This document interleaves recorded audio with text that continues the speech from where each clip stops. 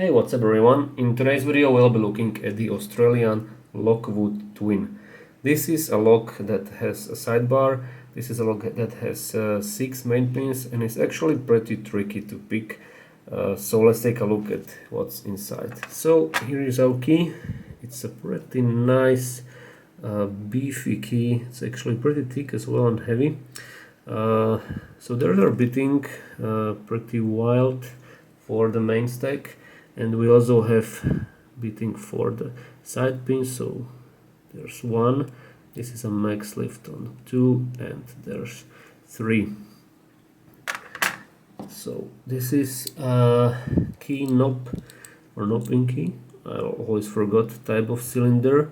So in the housing we can see the Bible, this is some crimped plate, and of course groove for the sidebar located on the left side. That's all there is, I think, about the housing. So let's take a look at the plug. The keyway is actually pretty reminiscent to the one of ASA Twin 6K. I don't know if it's the same, probably not, but really similar, I think, and pretty restrictive.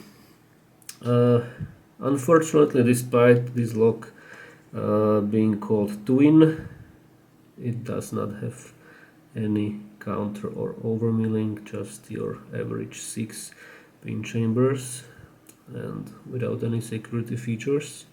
And here is our groove for the sidebar and the chambers for side pins. There's also some drill protection right here in the front. Okay, so I guess we can take a look at the main stack. So all of the key pins are standard, there's nothing too interesting about them. And for the drivers we have 2 spools, we have 4 standard pins. I think with some degree of fantasy you might say that these are tapered. I'm not sure, but they definitely act like they are. And the spools are your average spools, so nothing too scary at first sight, honestly.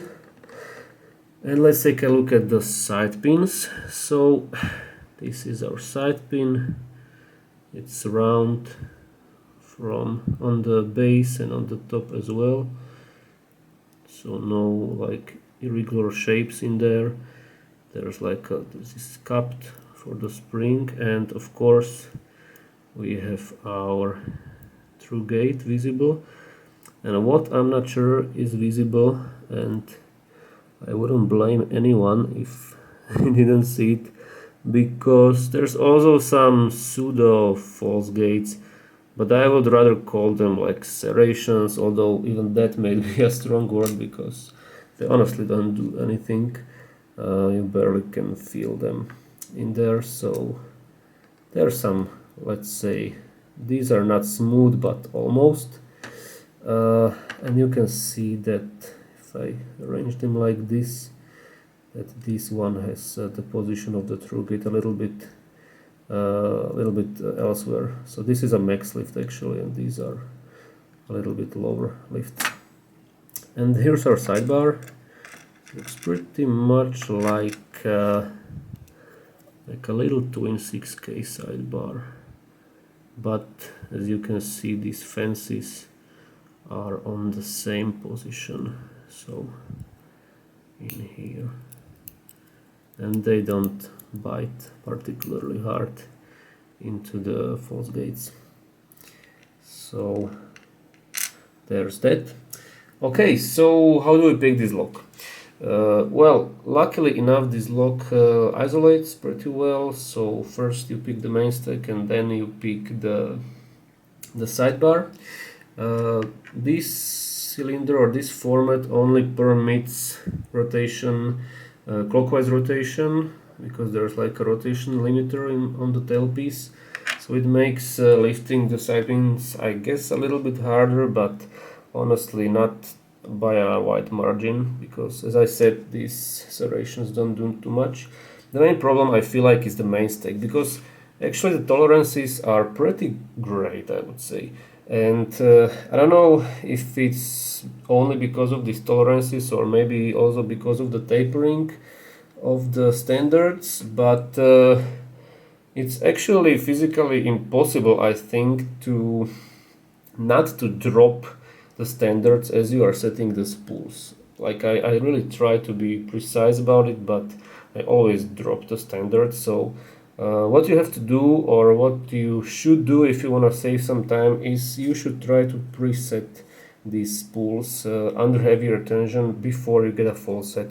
So how you do it, as I mentioned, you should apply heavier tension, and despite not getting any counter rotation of these spools, you should try to set them anyway, and you will feel like a little clicking there. They will behave basically like standards, and by doing that, by presetting these spools, you will actually, as I said, save some time, because after you get full set you won't have to counter rotate and drop stuff all around the place.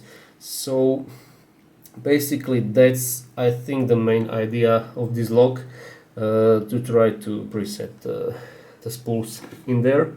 And the side pins are actually pretty easy. They kinda jump into their through gates by themselves, so there's not much to say about it. You can use the jiggle test to verify if you're indeed in the through gate, but you will get into the through gate anyway, don't worry.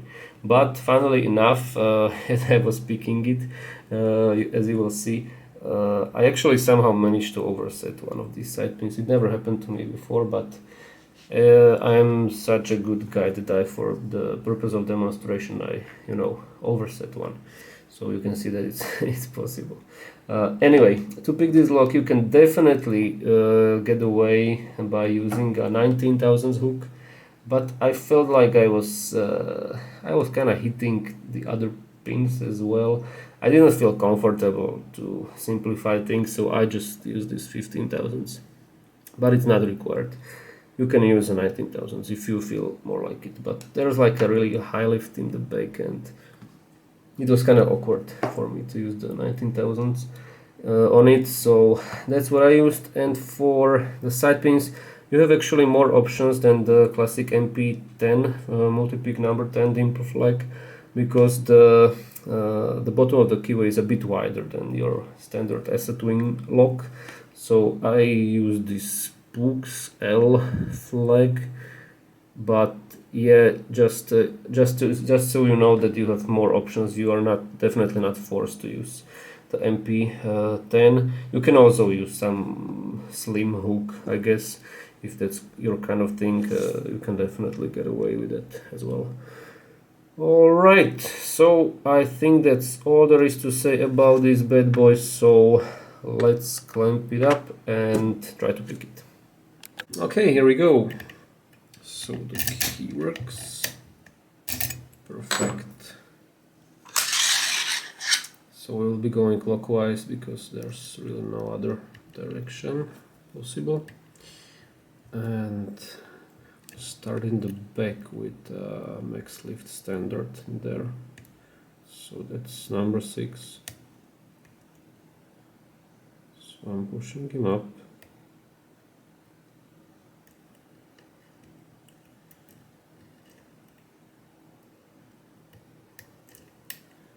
Not always I can get it first try. It's really tricky. Okay, but I think I got it now. And now our mission is to try to preset the spools before getting a full set. Okay, there's 3 and 5. I'll just check 6 real quick because it likes to drop. Okay, let me just recheck the position. So there's 4, there's 5. Okay, I think 6 should be alright.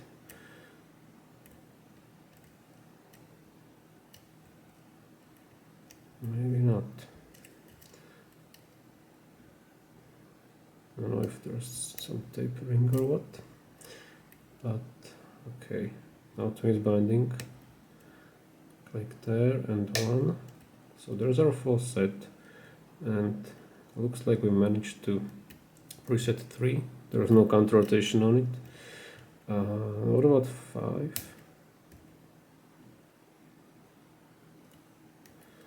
Mostly, I think we got 5 as well.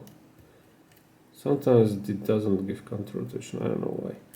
But that remains to be seen, so let's try to set the side pins. So there's one binding.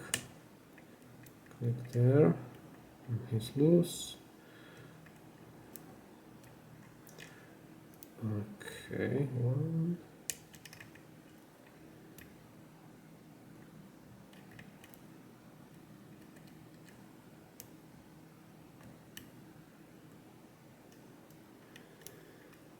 Two is being weird. Okay, another click on 1 for some reason.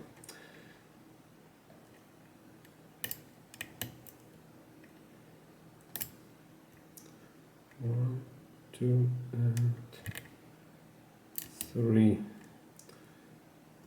hopefully I didn't overset 1, because that would be the first time in history anyone overset a side pin on this lock. But I think I just might have done that, so I dropped the side pins, and let's go on 1 again. Click there, would click on 2, and it's still binding. Okay, another click there. Or was it just me slipping off? I think it was, so... Okay, now it feels good. And 3, click there. We got open, perfect. So that went smoothly, but it's not always like that. This was one of the better attempts, definitely. Okay, so let's get this bad boy. Alright. Just switch to focus. Okay, this should do it. Perfect. So we got some screws in the back.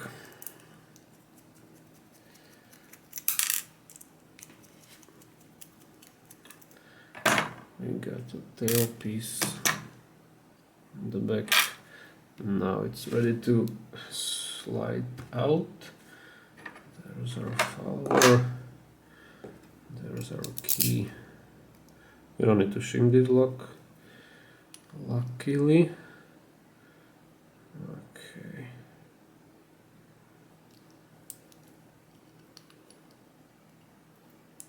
Out you go. Nice. So let's get rid of the sidebar first.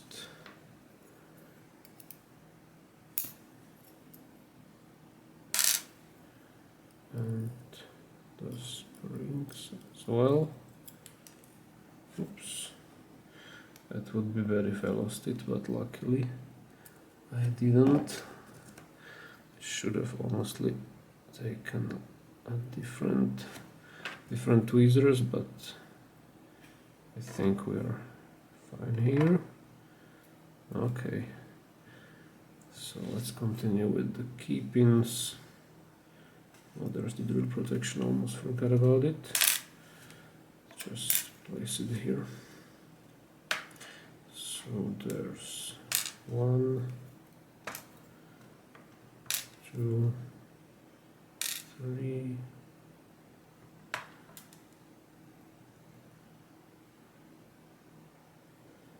Hello. 4.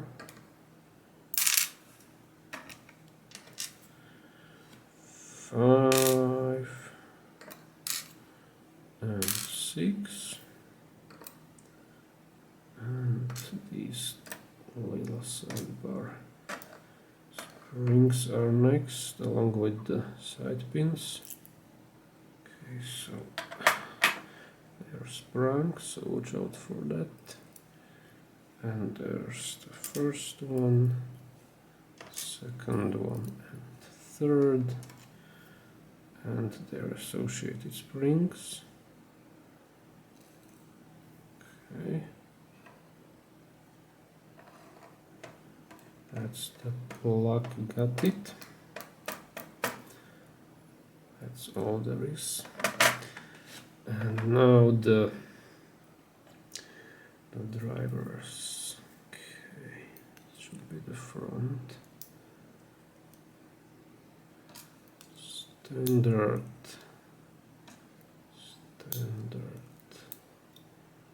Spool. Standard.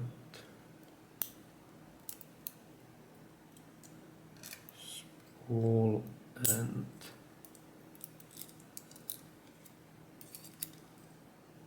standard. Okay.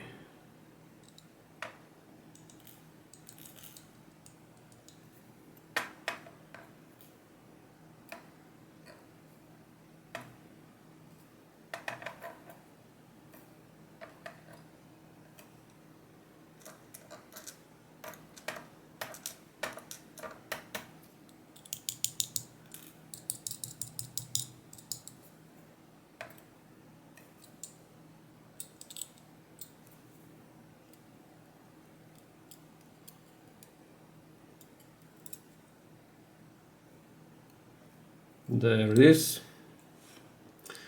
Nice. Okay.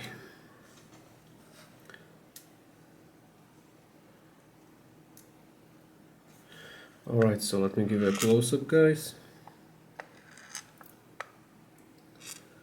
With the main stack, side pins and the sidebar. Okay, think that should do it for today. Thank you guys for watching, and hopefully we'll see each other pretty soon with the next video. Until then, have a good one. Bye.